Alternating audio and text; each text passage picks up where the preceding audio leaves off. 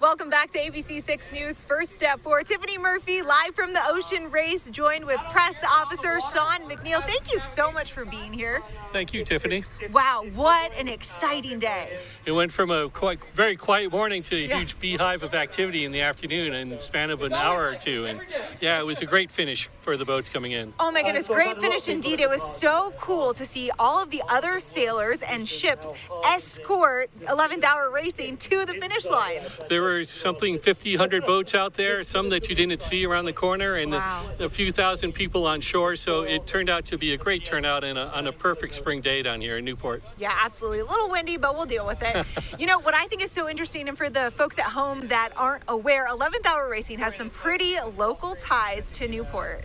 That's right. Charlie Enright, who's the skipper, is from Bristol originally, and this is his third race doing it. And so each time the races come to Newport, he's been a part of it, and now he's won the leg home. So it's very exciting for him.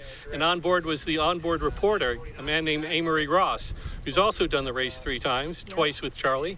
And so for him to win into his home port, it's also a very, very special moment. You just feel a nice sense of pride as a crew when you win into your home port. And you could really feel the pride all around. I got goosebumps watching them hug each other and embrace and then hold that winning, sign when they got to port. It's the stress that they go through on a leg like this from Brazil, more than 5,000 miles. You're pounding, there's light winds, there's heavy winds. 2 nights ago, they were in very strong conditions when one boat broke its mast.